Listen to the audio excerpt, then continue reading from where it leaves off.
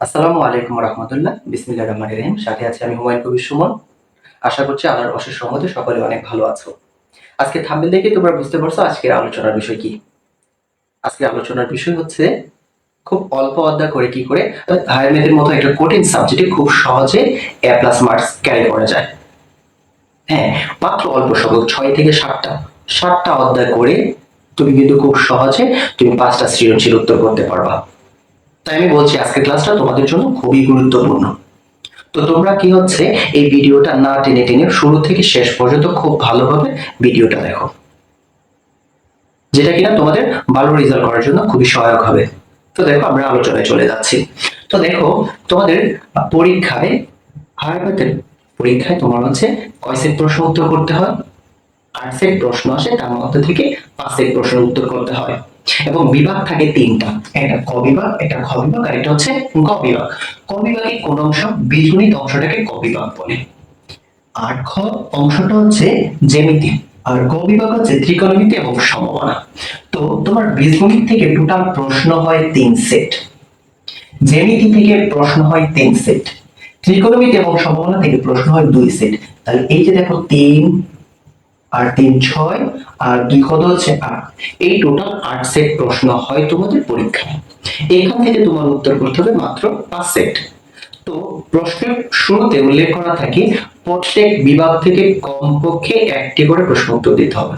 তাহলে তুমি ধরো বীজগণিত থেকে প্রথমে তুমি একটা অংশ দিলা, জ্যামিতি থেকে বীজগণিত থেকে প্রথমে একটা অংশ উত্তর করছো, জ্যামিতি থেকে একটা অংশ, আর ত্রিকোণমিতি এবং সমবানা থেকে কয়টা অংশ করছো? ধরো একটা টোটাল। তাহলে তুমি মিনিমাম শর্ত, যে তাদের শর্ত ছিল প্রত্যেক বিভাগ হতে ন্যূনতম একটি করে প্রশ্ন উত্তর দাও। তাহলে প্রত্যেকটা বিভাগ থেকে একটা একটা প্রশ্ন উত্তর করা হয়ে গেছে। এখন জ্যামিতিটা তোমাদের কাছে কঠিন মনে হয় অনেকের কাছে, তো জ্যামিতি তুমি আরেকটা উত্তর করার দরকার নেই, আর তোমার 2 সেট প্রশ্নের প্রয়োজন। 2 সেট তুমি কি করবা, এইখানে আরেক সেট জ্যামিতি বীজগণিত করার চেষ্টা করবা। তাহলে বীজগণিত থেকে 2 সেট দিবা, আর ত্রিকোণমিতি এবং সমবানা থেকে 2টা প্রশ্ন আসে, পরীক্ষায় 2টা আসে, তুমি চেষ্টা করবে এখানে 2টা থেকে 2টাই দেওয়ার জন্য, কারণ এটা খুবই সহজ। ত্রিকোণমিতি তোমার জেনারেল ম্যাথে ত্রিকোণমিতি আছে, হায়ার ম্যাথেও ত্রিকোণমিতি, তোমার 2টা বইয়ে কি তোমার ত্রিকোণমিতি করতে হচ্ছে। তাই ত্রিকোণমিতিটা প্র্যাকটিস ভালোভাবে করবে। এবং সমবানা হচ্ছে কি তোমাদের নবম দশম শ্রেণীর সবচেয়ে সহজ ম্যাথের অধ্যায় হচ্ছে সমবানা। এখান থেকে 10 নাম্বার খুব শিওর, মানে খুব ইজিলি কিন্তু এটা ক্যারি করা যায়। তো দেখো এখন আমরা আলোচনা করব যে বীজগণিত থেকে কোন অংশগুলো সবচেয়ে বেশি গুরুত্বপূর্ণ দিয়ে করবা। তো দেখো আমরা বীজগণিতের অধ্যায়গুলো মেনশন করে রাখছি। দেখো প্রথম অধ্যায় এটা হচ্ছে সেট ও ফাংশন। 1.1 হচ্ছে সেট। এইটা টোটালি বোর্ডের বিগত বছর যা প্রশ্ন আসে সব জেনারেল ম্যাথের মতোই। তাই জেনারেল ম্যাথটা ভালোভাবে পড়লে কিন্তু হায়ার ম্যাথের এই অধ্যায়টা হয়ে যায়। আর ফাংশন যেটা হচ্ছে কিছু এখানে ফাংশন গুলো একটু ব্যতিক্রম, যেমন হচ্ছে কি ওই অধ্যায়ে নরমাল ফাংশন করছো, তো হায়ার ম্যাথে তোমার হচ্ছে বিপরীত ফাংশন আছে, সাবেক ফাংশন আছে, তারপর ফাংশনটি একক কিনা, তো এইটা তো তোমার হচ্ছে কি এগুলো একটু বেশি করে করতে হবে। তারপর দেখো 2 নাম্বার অধ্যায় হচ্ছে বীজগণিতীয় রাশি। এখানে আংশিক ভগ্নাংশ খুব ইম্পর্টেন্ট, এবং যেটা হচ্ছে কি বাক্সের উপপাদ্য, যেটা হচ্ছে খুবই কমন একটা প্রশ্ন। এখানে 2 থেকে 3টা সৃজনশীল প্রশ্ন করলে এই অধ্যায়টা কভার হয়ে যায়। তাহলে অধ্যায় পড়াশোনা কিন্তু কম, এক অধ্যায় পড়াশোনা কম যেটা তুমি জেনারেল ম্যাথে করে ফেলছো। দ্বিতীয় অধ্যায় বীজগণিত রাশি, এখানে 3টা বা 4টা আইটেম, এর বেশি কোনো আইটেম নাই, তাহলে এইটা করতে পারো। সপ্তম অধ্যায় হচ্ছে অসীম ধারা, অসীমিত সমষ্টি। এই অধ্যায়টাও খুব ছোট একটা সহজ একটা অধ্যায়, এই অধ্যায়টাও তোমরা কিন্তু খুব সহজে করতে পারো। দ্বিপদী বিস্তৃতি মাত্র 3টা সৃজনশীল, 3 ক্যাটাগরির প্রশ্ন হয়, 3টা সৃজনশীল করলে এখান থেকে তোমার সব প্রশ্ন উত্তর করতে পারবা। তো এখন দেখো এই যে বীজগণিতের যে অংশগুলো রাখা হয়েছে খুবই সহজ অধ্যায়, যেখানে কিন্তু সপ্তম অধ্যায় এবং দশম অধ্যায় মিলে কম্বিনেশন করে প্রশ্ন হওয়ার একটা চান্স থাকে। ঠিক আছে, তা আশা করছি যে এই অধ্যায়গুলো, এই 4টা অধ্যায় খুব ভালোভাবে করবে, খুব সহজ অধ্যায়। এই 4টা অধ্যায় থেকে মাস্ট তোমার 2 সেট প্রশ্ন হবে। তো এই 2টা সেট তুমি এখান থেকে কভার করবে। তারপর জ্যামিতি অংশ, জ্যামিতি অংশটা তোমাদের কাছে খুব কঠিন মনে হয়, জেনারেল ম্যাথের কঠিন জ্যামিতি আছে অনেকগুলো অধ্যায়, তারপর হায়ার ম্যাথ 2টা মিলে মনে রাখতে পারি না। তোমরা একটা কাজ করবা, যেটা হচ্ছে 11তম অধ্যায় স্থানাঙ্ক থেকে প্রতি বছর প্রশ্ন হয়, তোমরা বুট প্রশ্নগুলো অ্যানালাইজ করে দেখো। এগুলো কিন্তু তোমার অ্যানালাইজ করে বুট প্রশ্ন, টেস্ট পরীক্ষার প্রশ্ন সব অ্যানালাইজ করে কিন্তু এই সাজেশন তোমাদের জন্য তৈরি করা। তো দেখো 11তম অধ্যায় থেকে প্রতি বছর এক্সেট প্রশ্ন হয়। তুমি জ্যামিতি থেকে কয়টা উত্তর করবে? একটা। তাহলে 11 অধ্যায়টা খুব ভালোভাবে করো।